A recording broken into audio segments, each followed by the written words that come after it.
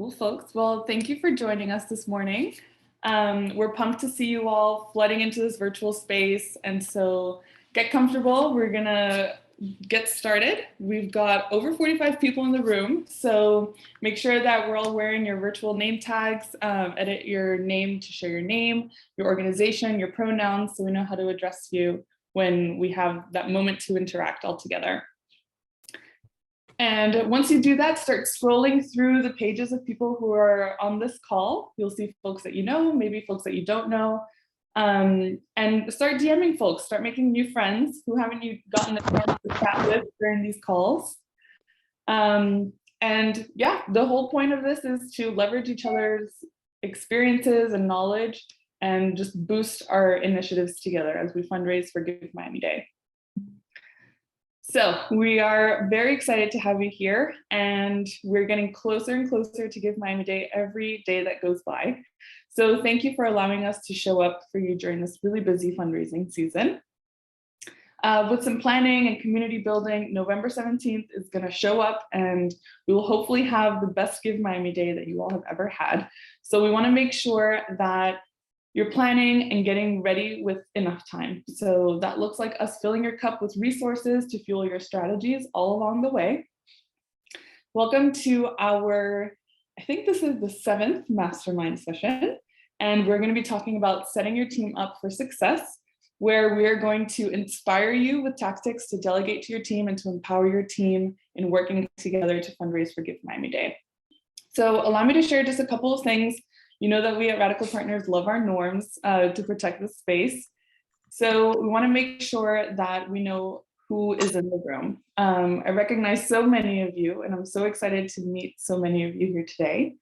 So as I mentioned earlier, please update your names and tell us what organization you're from.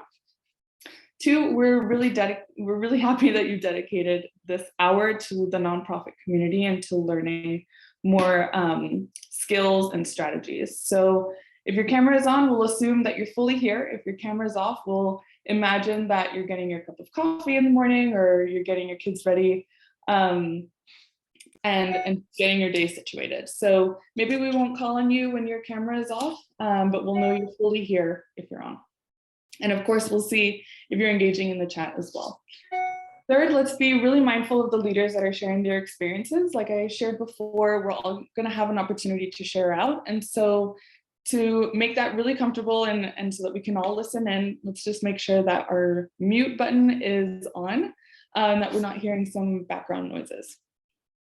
You can always listen actively and also engage with folks in the chat as well. Speaking along those lines, definitely share your love, your appreciation, your reactions using the reaction button on the bottom, or by typing in the chat. It's going to really help facilitators today know if you have any questions or if they should slow down or speed up.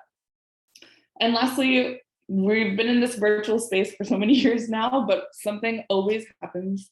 So thank you in advance for your understanding in the case that something arises. So we're going to spend the next hour together. It's going to go by very fast. Stay a little bit longer. At the end, I'll play the music again. We can have a wrap-up party, and you can have any questions that come up afterwards too. We'll have a conversation then. Good. So enough of that. Let's get started with our agenda. So we definitely want to make sure everybody feels welcome here. I've welcomed you for a good bit now, but the meat of the session is going to be around you all meeting one another. We're going to hand the mic over to the Achieve Miami team to show you how to set your team up for success. We'll go into Q&A so we can all have a conversation about it. And then we have a couple next steps for you to continue engaging with this Give Miami community, and for mission control, which is coming up as well. So that said, you may have seen Molly, and you certainly have spoken to her before via email probably. We work hand in hand through the registration support and through strategic support to make sure that you all are set up well on the platform and within and among your strategies for Give Miami Day. We have our facilitators today, Rachel, Saiontz, Geary, and Isabella, Tozzi. And we're really eager to be able to leverage all of their experience in their work. So we'll start to get to know one another. And this is what I'd love for you all to do. I want to see the chat firing up. So I'm going to ask a couple of different questions. And once you've heard the question, start answering and typing away in the chat. This is going to get us ready for this session today. So question number 1. How many people do you consider to be a part of your team?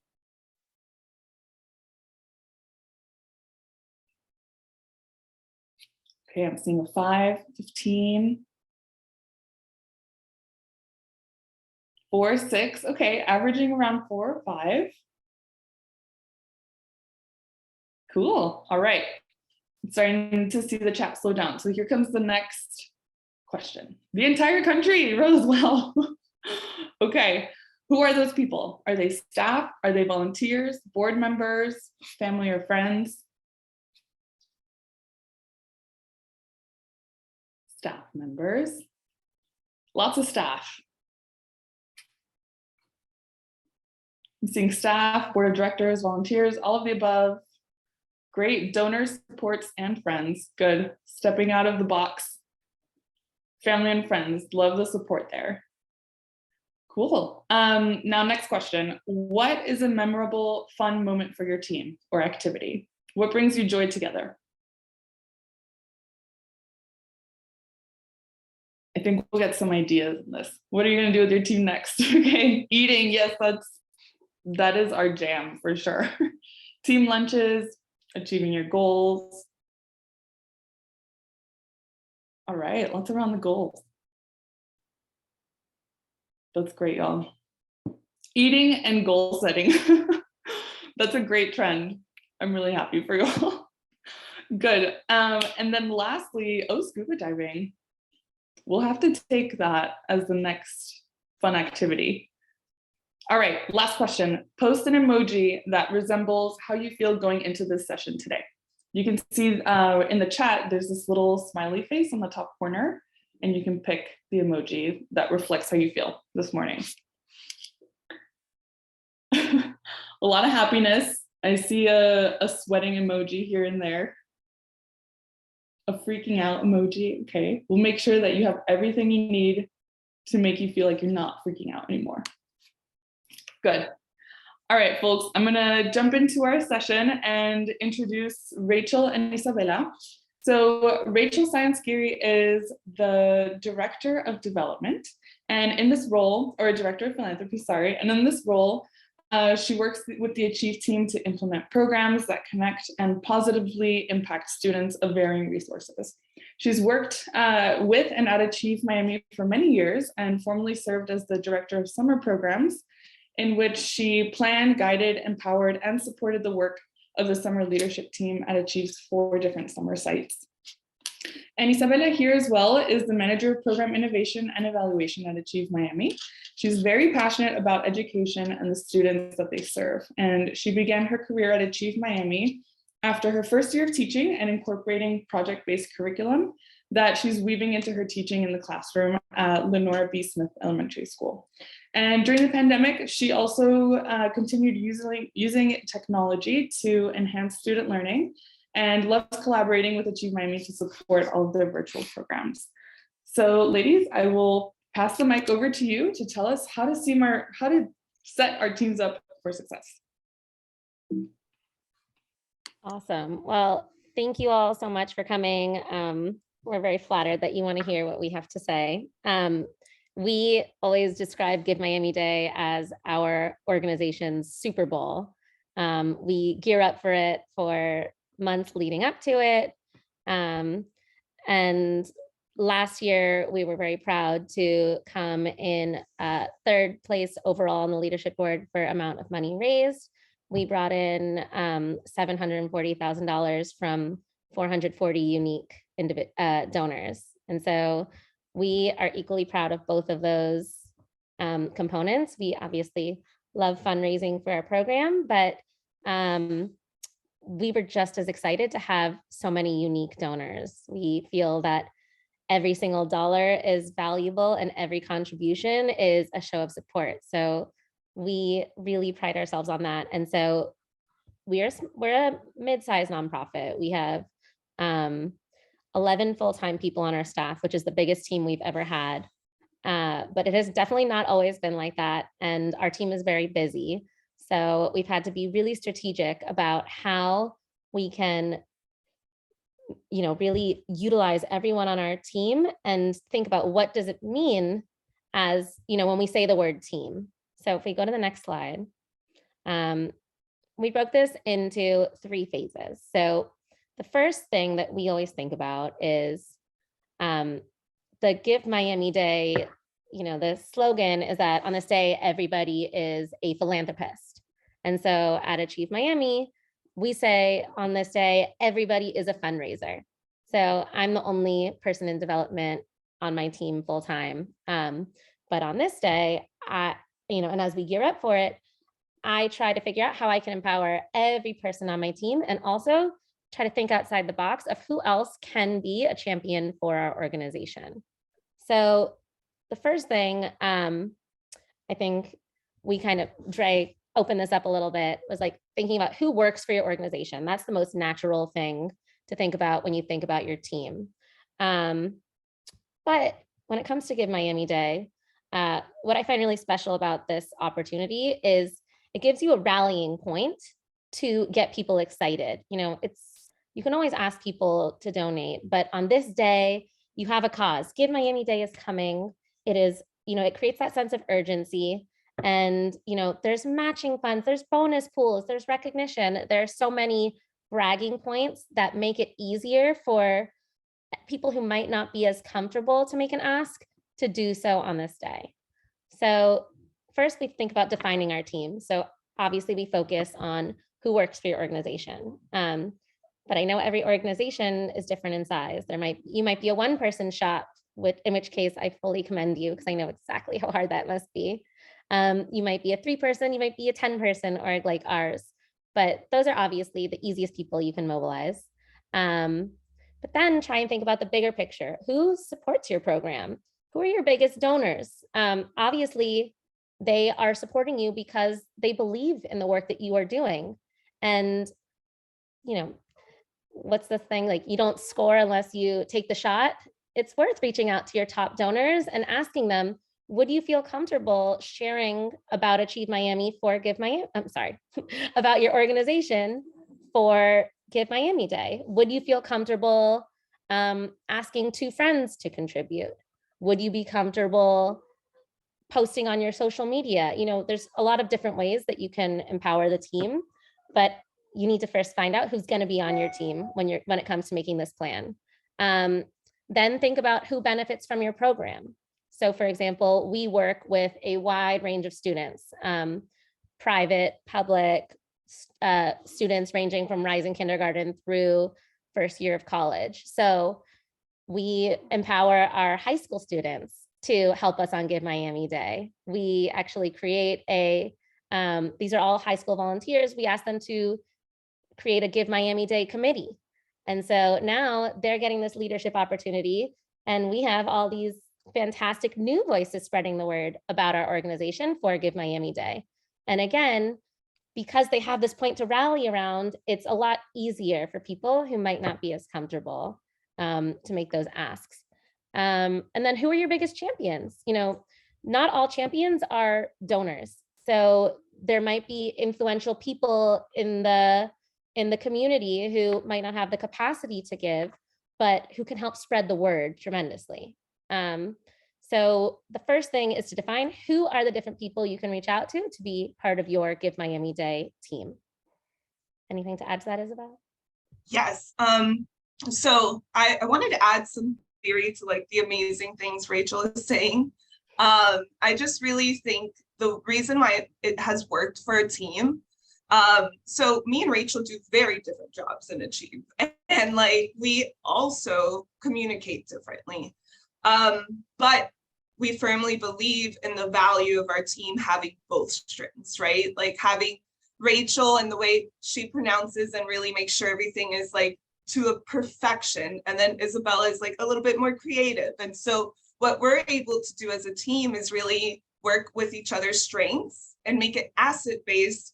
And what that does is it makes me feel valued, right? Like I feel like Rachel and Achieve really care about what I'm doing and my passion and all these different aspects that I want to talk about the program, because like Rachel said, we support so many students, right? And there's aspects that are really important and near and dear to you, like Dre's shared, I care about information technology. So there's aspects that I really want to bring up. And so this has really allowed the most like empowering and most like authentic really way to push this. And so it allows us to kind of do it in the way that best serves our needs in a comfortable way. So thank you. Let's go on to the next one, guys. Are you ready? Oh, wait, no, go back. Okay. No, so then once you define your team, we need to mobilize them. So what are the different ways that you are asking people to contribute? It might be, and this is something I hear very often, I'm not comfortable asking for money. I'm not comfortable fundraising. And that is totally fine. Like Isabella said, everybody brings different assets to the table. So for example, obviously we want everyone to ask for money, but we can also have them help to create marketing materials. I am a very neurotic planner. I am a proofreader, but I do not have a creative bone in my body. But I can ask Isabella, who is fantastic with a computer, or I can ask my program directors who work every day with kids if they have great pictures, or they can help me, what was a great quote that you had?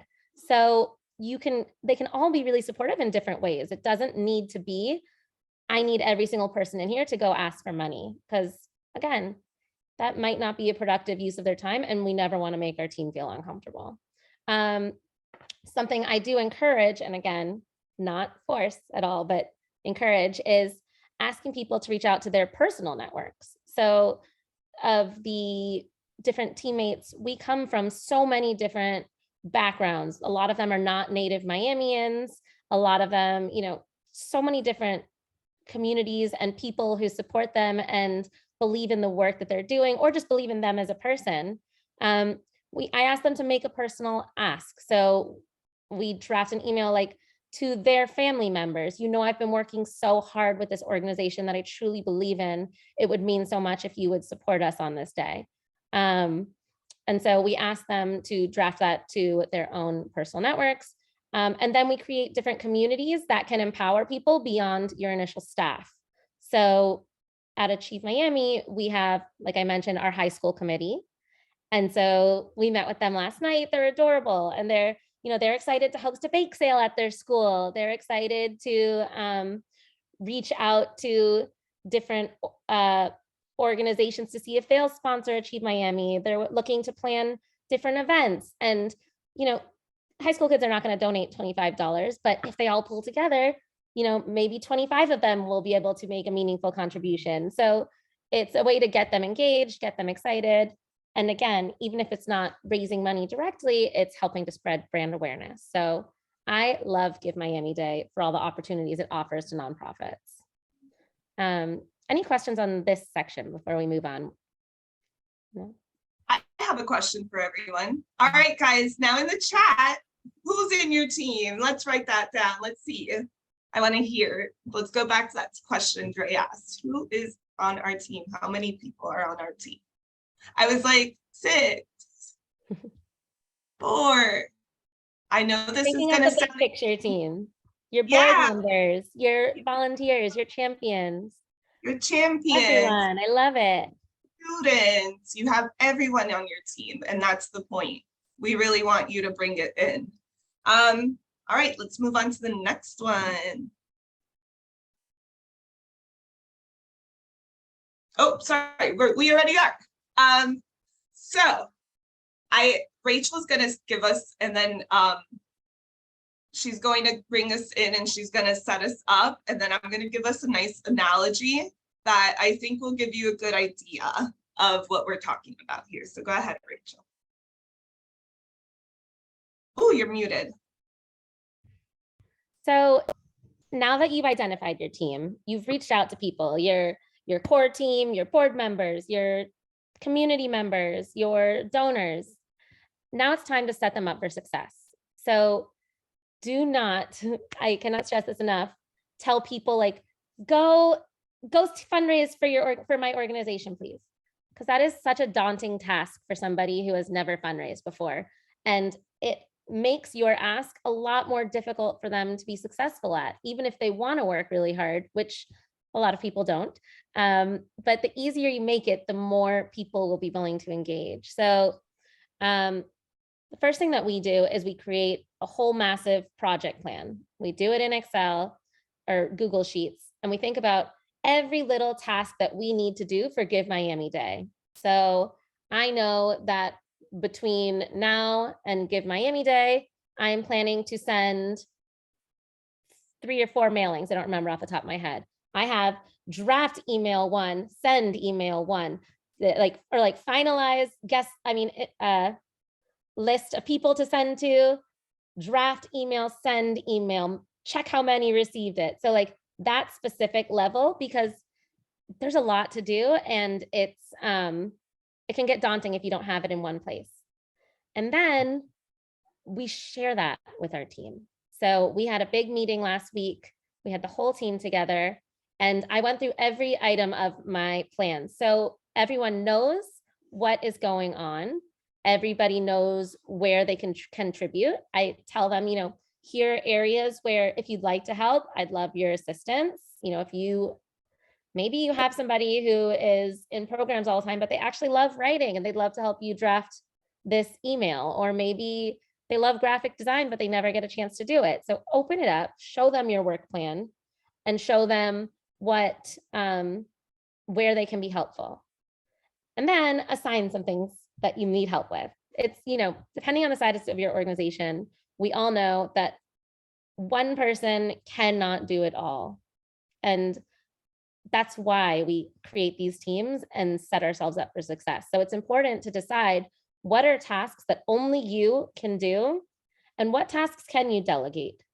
I also know that, I'm creating a social media plan for the next 3 weeks. It's 3 weeks until Give Miami Day. I know on Thursdays or on Wednesdays, I want to post about Give Miami Day. And in my stories on these 2 days, I want to post about Give Miami Day. So I am planning that ahead of time, and I'm delegating that to someone on my team who I know is great with graphics. And we're creating those way in advance to take the stress out. But as you are providing these tasks to people, remove the guesswork. They should not have to try and figure out like, what does this email look like? Or how am I making this phone call to people? So what we do is we actually create a toolkit for each of our different audiences. So for our board members, I created a toolkit with literally a script for making an ask. It says like, if you pick up the phone, here's exactly what I want you to say. If you are sending an email, here is an email template that you could literally say, dear person's first name, love your name, and everything else is written for you. I create example social media posts for my high school students, for example. Not I personally, because I've delegated that task, but we as a team we're creating everything in advance. So when I'm asking this community member to support Achieve Miami, I'm saying, thank you so much. Here's everything you need to do it. And that person, depending on their comfort, might say, I don't need this, I'm going to write my own. But at least you provided that option for them. You are making it as easy as possible for them to support your organization. So my analogy that I have for that is, like Dre shared, I was a teacher. And I'll compare this also to, I know a lot of us in the space are parents. But essentially what I would do to set up for my day or for my students is I go in early and I make sure, like, what's my agenda, right? What are we learning today? How can I place this item that's going to trigger this learning that I need to occur? And so what it is, I'm really setting my students up in their what's considered like their zone of that, like it's the most learning that could occur. And so that's what Rachel does for us, right? So kind of like you would with a parent and a child. Like, let's say you want to set up your kid so they can play, but you don't want to get in the way of their learning because you can get in the way of their learning. So you have their playpen, You know they're going to want to play games. You know they're going to want their stop and play. You know they're going to put a little snack cup. But we're not really like in that space, right? We're allowing them to grow and nurture and know, like, if I feel hunger, I can reach for that snack. If I feel thirsty, I can do this. Or I feel like I want to stand up. And so what it does, it allows the child or our students or us really stand up in the way that we want and are prepared for. And that's really what I think Rachel does really well for us and for the entire team, is it allows us to really, really show up in the way that we want to. So thank you. On to the next one. And well, actually, I think it'd be helpful because it's so hard to let go if you're a control freak like myself. I think it'd be helpful if in the chat, everyone list at least one task that you can delegate to others on your bigger team, whether it's your staff or your community. I think it'd be helpful if everyone commit to something you are going to delegate.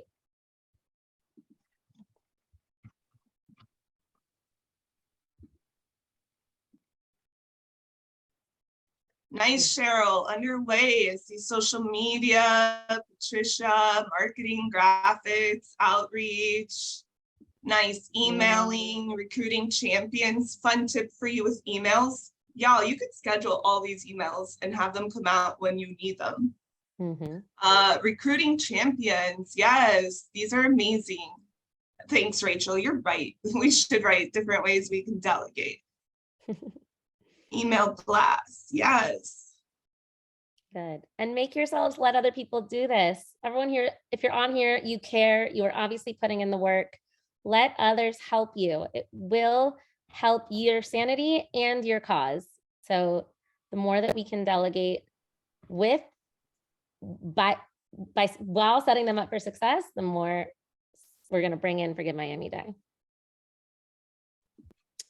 Okay, and then this last section is kind of like what I would say is like the secret sauce of getting your team to invest in Give Miami Day. Everybody has full-time jobs. Everybody on your team is working really hard. Everybody in our community is so busy. So it's really important to make it fun. You are asking people to support your efforts. And of course, if they're on your team, it's benefiting their work. But if you want people to really dive in, it has to come from them wanting to help. And so we try our hardest at Achieve to make it fun. And so the first thing that we do, I mentioned already, our leadership board, we take great pride in the competition on Give Miami Day. And again, every single dollar raised is a dollar spent to uplift our community. So we are so excited when everybody is doing well, but that competitive spirit makes us want to get higher and higher and higher. And so we are tracking our Give Miami Day success like hawks all day, all week long. We are all sending messages. Our Slack is blowing up. How can we make it higher? How, oh my gosh, do you see, like, they slipped ahead of us by one spot. We need another donor. Like, ooh, a big one came in. This is so exciting. And so we're really creating that sense of camaraderie. But we also create internal competitions. So these are slightly arbitrary, but essentially what I will be doing this year is I will be taking my list of all donors from last year. So there are 440 donors from last year, and it might be 20 donors from last year. It doesn't matter the number. And I will divide it among my team. So I'm including myself, there are 11 of us. That means each person is going to get 40 names. And I, as the director of philanthropy, will strategically place certain names so that everybody's going to have some success that I know. But I will challenge each teammate to say, these are your 40 names. It is your job to reach out to them in whatever method you like, whether it's a text message, whether it's an email, whether it's a phone call. So they are getting a personal touch point on Give Miami Day. And then we set up 3 different competitions. So number 1 is whose list brings in the most money. Number 2, who brings in the most donors. And so that can either be from their list of 40 or from their personal list. And number 3 is the Miss or Mr. or congeniality. So the person who brings the best energy and the most fun to our team during that time. And so that also makes people feel personally invested because they're tracking every single donor to see like, ooh, whose list was that person on? Oh, it's mine. And in reality, we don't know if it was their personal outreach. We don't know if it was that I have spoken to them 2 months in advance and already confirmed their gift. They don't know if it was the text message they sent. It could be random luck, but it creates that sense of fun on our team.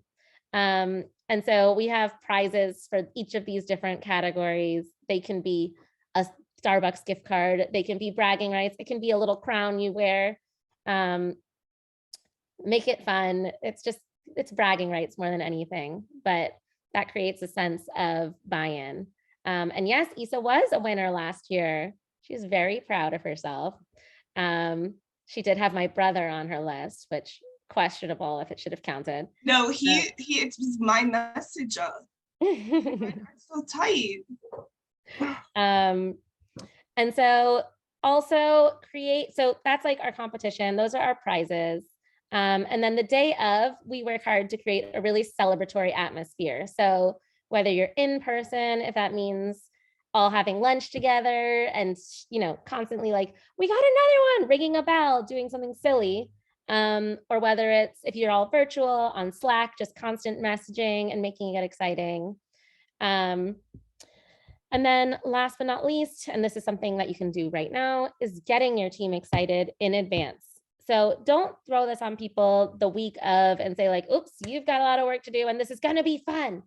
That's not gonna work. It's starting now, sharing your plan, telling them why this is so exciting, having them feel your energy and excitement, and building up towards the competition. Like 2 weeks before, like lists are coming, who's ready? Then like 1 week before, lists are announced.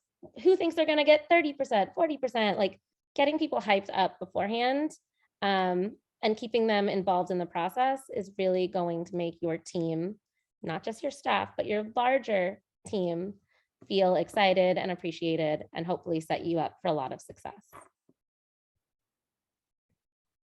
So yeah, my backup to what Rachel is saying and what she said so well is like this competition. And again, there's silly little things, right? It could be like, oh wow, the winner wins this pen. And I'm like, I won the pen. The pen says I won this year, and it's so silly, but it gets us excited as a team. And it is bragging rights, and it really makes it fun, where the fact is like Rachel's has been telling our team about Give Miami Day, and instead of being stress induced, it's more exciting. We're like, oh, I'm gonna beat you, Claudia. I know you think you won, but wait till I get my people in Brazil that I've been preparing all this year for them to donate. And I made sure they had an American credit card and the billing zip code is going to match. And I made sure that happened just so I could beat Claudia. But it's silly. It's all like really silly, and we know it is, and we have fun doing it, but that's the point. And yeah. One other thing, another way to also feel that excitement is to join Mission Control. I forgot to mention that. We've done that before in the past, and it is really, really fun. So if you have the ability to either go or join virtually, strongly recommend. They know how to bring the energy as well as anybody. Thanks so much for the shout out to all around Mission Control. And I'm excited to share more about that with you all as we wrap up the session. But I can't let you go without getting nerdy with you for a second. So Rachel and Isabella, if you're ready, I'm happy to go into the next part. Is there anything else? Good. So I want to bring a lot of the things that Rachel and Isabella had to share into this one tool that is my favorite tool to use as a manager on our team.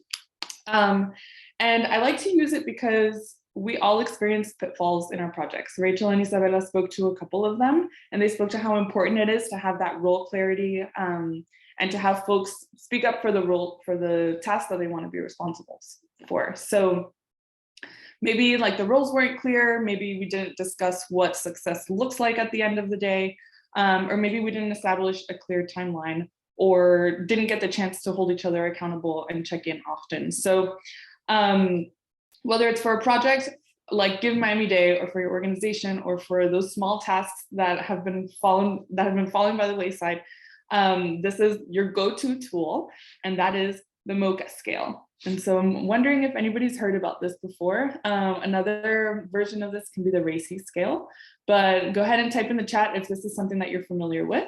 And before you start reading through and start looking at all of the different levels of the scale, oh, somebody doesn't drink coffee. So regardless, this kind of mocha is for you. So before y'all read ahead, let me give you an example. And by the way, this doesn't necessarily align with your organizational role. This is rather your project goal that you assign to the different members of the team. So for example, folks that you've seen speak today and Parvati, who is on the back end working on tech, we are all a team of 4 at organization, say Team Success Miami, and we're fundraising on Give Miami Day. Don't actually look because we're not really a team, but this is just the example. And our Give Miami Day boss, Isabella, she's decided that we're gonna run a social media campaign to make sure that we each reach our fundraising goals this year. And so she calls a team meeting to share this strategy with us and gets us all pumped to be involved. So she's the manager. And as the manager, she assigns responsibility and holds the owner accountable, making suggestions, asking the hard questions, reviewing progress, and serving as a resource. And if the work falls off track, she's definitely going to intervene and call us out on it.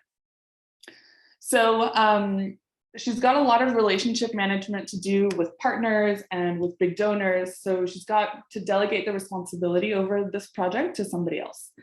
And she's recognized that Rachel on our team is great at managing projects. She communicates clearly with the team, and she's really encouraging about meeting our goal this Miami Day. She's super excited about it. So Rachel becomes the owner. And as the owner, she's got overall responsibility for the success or the failure of the project. And she's definitely going to make sure that all the work gets done, either because she's doing it herself or because she's got helpers that are going to support. And she's going to make sure that others are involved in the appropriate ways. So there should only be one owner, because this is the go-to person that everyone will ask questions to and make sure that they're on track and all. And by the way, Rachel is not a social media guru. Actually, she just removed all of the social media from her phone. She wants nothing to do with it. So she's leveraging the knowledge from Parvati on our team, because they're the communications expert on the team, and they've managed these great social media strategies to engage locals for this recent team building program that we did. And Rachel cannot miss a beat to consult with Parvati about best practices for this social media strategy, and to get their thoughts on the list of must-do tasks to make this a success. So Parvati is consulted, and they should be asked for input, or they need to be brought into the project, but maybe they're doing other things and they can't be completely involved in this. So they call on me. I've just joined the team, and after doing my onboarding, I have definitely time to dedicate to this project. So I'm ready to draft social media posts, stalk our partners to make sure I'm tagging them correctly, take pictures of our team working, and create those graphic designs for a social media campaign. I saw many of you wanting to delegate social media and creating graphics and drafting posts. So find this person that you can delegate this stuff to on your team. And all of this for our community campaign. And these are all tasks that Parvati has shared with Rachel. And so I'm constantly sending drafts to Rachel to review to make sure that we're hitting those important cues that they discussed. So as our helper, I am assisting with or executing some of the work that is assigned by the owner. And once we're happy with all of our drafts, and we consulted one last time with Parvati around key elements and like our posting timeline, we're ready to share it with Isabella, the manager, again, to approve everything. Because she's got the high level view of relationships she's been managing. She's got an idea of new partners that she's been talking to in the last weeks that we should definitely consider tagging. And by the way, she found a donor that's pledged a gift and wants to be shouted out too. So we've got to incorporate them. And once we do that, she's approving, which is awesome. She's signing off on the decisions before they're final, and she's a manager. So she's definitely the one that needs to see all of it before it goes out to the public. This can also be the executive director of your organization, an external partner, or a board chair that is really involved.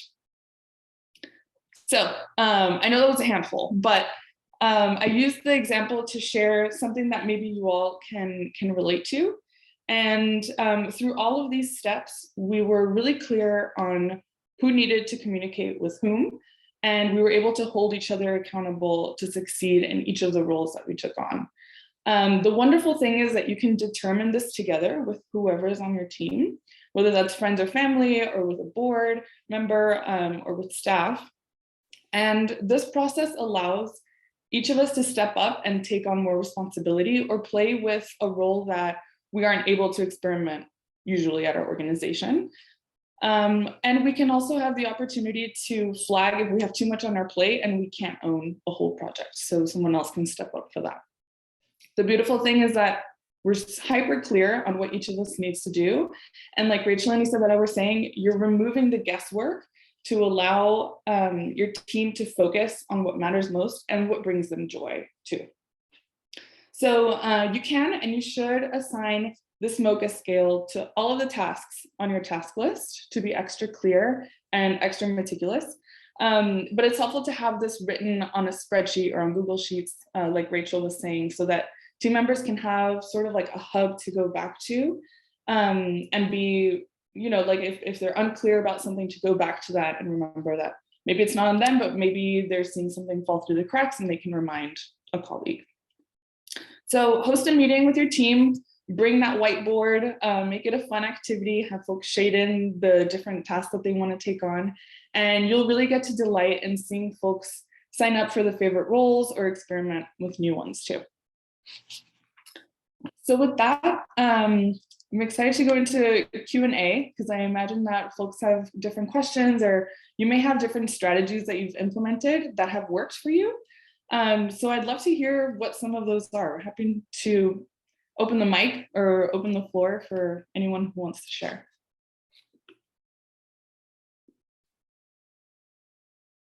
Isabella says they also include the number of hours a team member can work on the project to more strategically plan. That's helpful too, because sometimes you fall down a rabbit hole and you're working on something for 2 hours that you're like, okay, let's move on to something else. That's great for accountability for sure.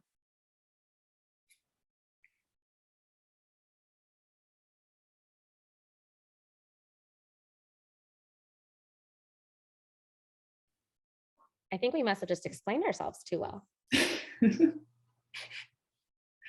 All right, we're hearing from Patricia. Rachel mentioned targeting the donors for Give Miami Day last year. They don't have that list. How is it possible to get that?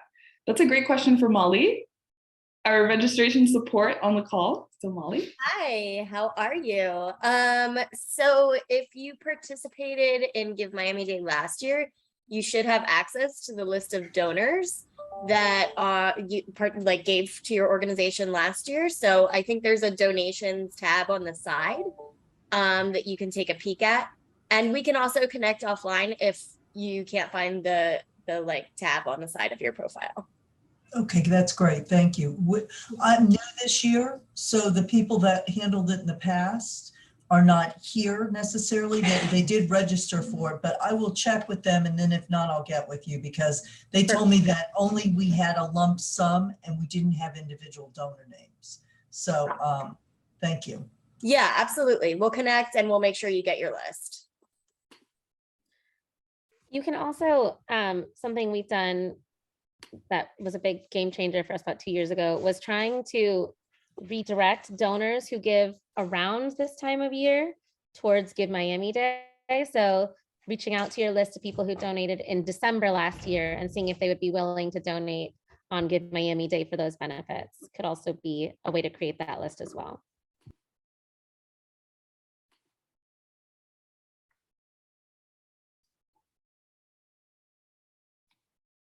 Thanks so much. So many pros in the room. So I'd love for Karen has knowledge.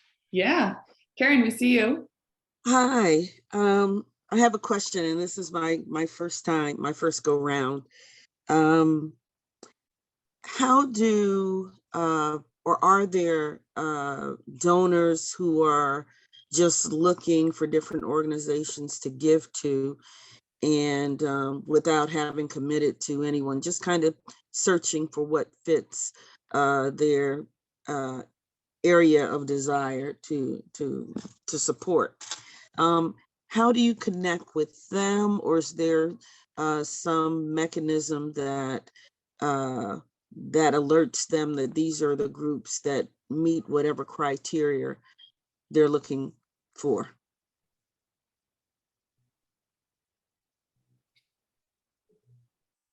So I'm happy to jump in, Karen, to answer a piece of your question.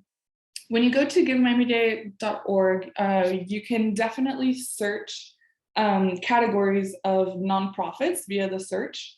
And so you can find all of the environmental organizations together, or all of the education organizations together. And that will allow them to focus on like the sector within the nonprofit space, or like the purpose. Molly, any other thoughts on that? I'm sorry, I was trying to search in my inbox for an answer to one of these questions. Can you repeat the Oh, you question? got it. Karen, you're wondering how donors that you may not already be in contact with can access an organization like yours, or something that has a similar mission, right? Right. Absolutely. And so you can search by, there's different filters you can search by. So you can type in the name if you already know your favorite nonprofit and you just want to type in and find them and directly donate. But there's also exploration options on the website, so you can filter by the different issue area categories. And then there's even more filters that are kind of a little bit hidden on the page. So, but if you find the button, you can filter by other things like annual operating budget size. And so donors have that accessibility to kind of explore on Give Miami Day. Okay, thanks. That answers my question. I saw another question in the chat. I'm a one-woman show. Please, I need some tips about how to recruit volunteers for Give Miami Day. I'd recommend reaching out to the people who are already supporting you, whether it's if you have anybody on your board of directors, if you have somebody who has donated to you in the past. Those are usually your best champions because they've already demonstrated that they believe in your organization. So it's just, taking a deep breath and making yourself do the ask, would you be willing to support us? And I know, sometimes that can sound a little harder than, other activities, but like I said, you'll never score if you don't take the shot. So.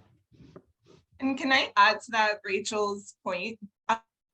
So what Rachel has ideas, and I'm like, tech-wise, this is how you can make that happen. So you can automate that process, right? Like, so if you have your donors that you really speak to and communicate with regularly, you can really change the time of that with like your schedule and the way that goes out.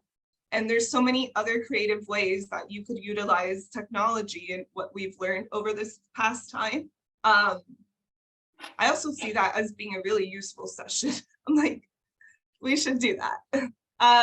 But also I think just really like utilizing that. And you'll see I sent a screenshot of the secret filter Molly was sharing. So if you all want to see it later.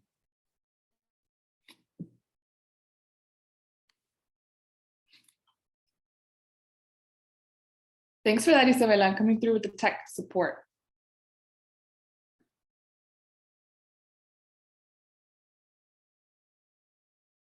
Any other questions, folks? I'm curious to hear from those who have leveraged support from volunteers. How do you meet them? How do you find new volunteers? What tasks do you delegate to them?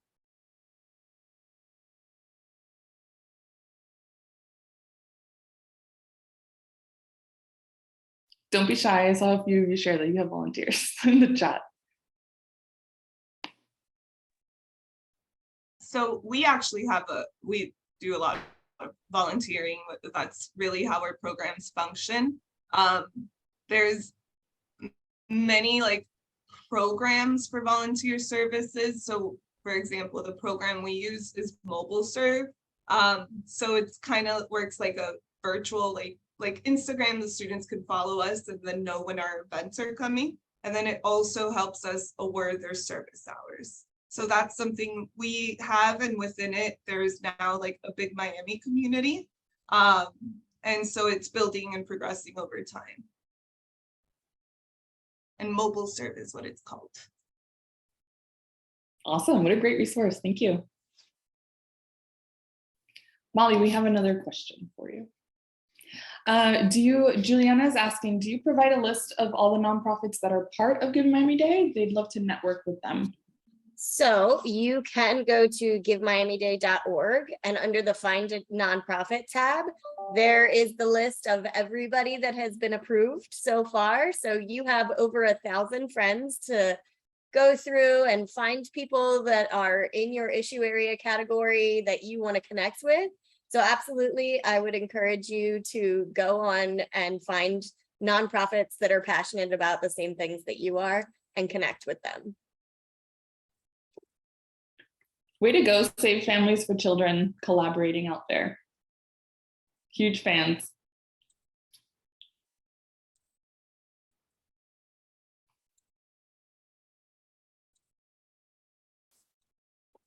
All right, folks. Well, feel free to pop any more questions in the chat or go off of mute if there's anything that you want to discuss, whether it's about setting your team up for success or anything else. We know that questions come up now that registration has closed and now that you're setting up your strategies and all of that. So we can certainly stick around for a while after the call, after I wrap us up, to talk about miscellaneous Give Miami Day things. But I'll start bringing us into the wrap up and start sharing about what is next. We have in 2 weeks on November 10th, our final session before Give Miami Day, all around getting you ready for what's gonna come a week after. And we're hosting the session, Are You Ready? Pep talks and tips for folks that are, really looking for that extra energy or those final tips to get started.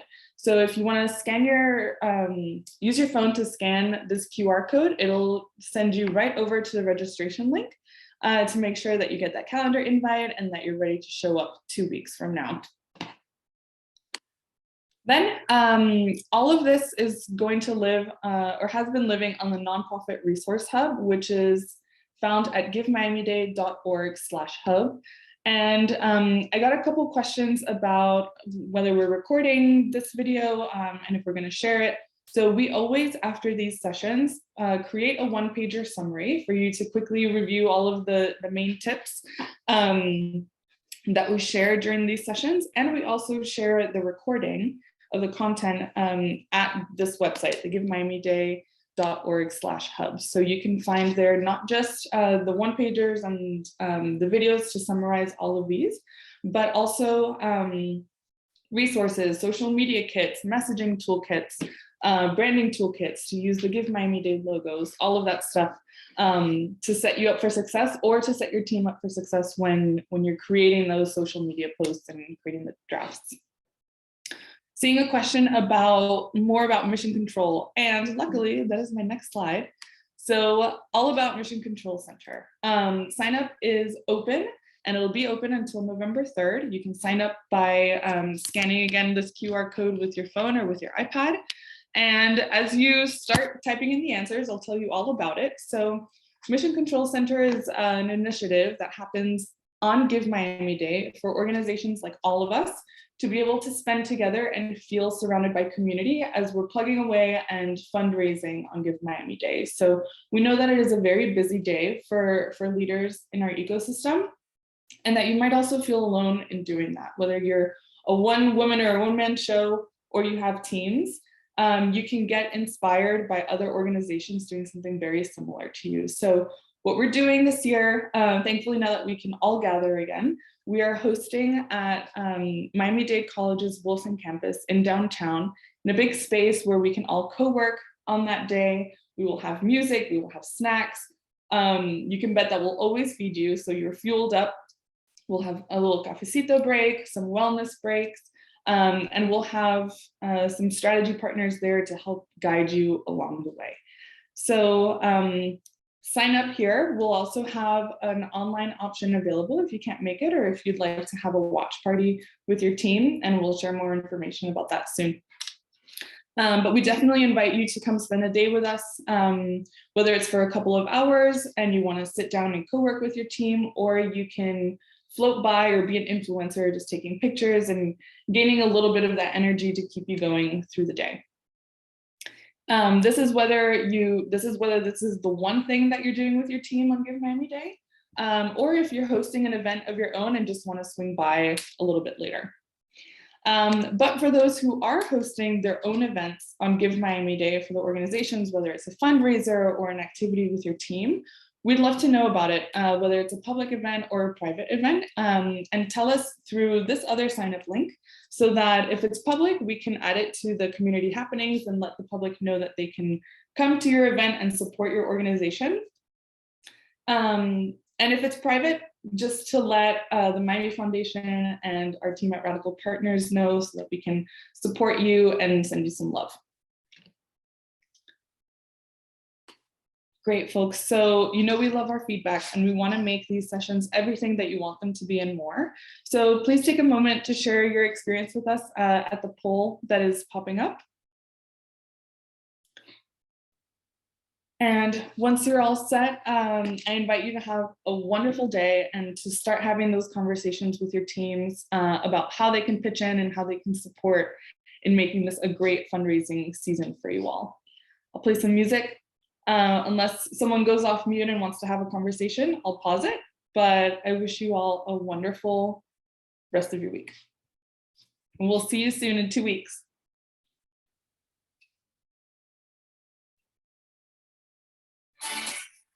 Thank you. Thank you.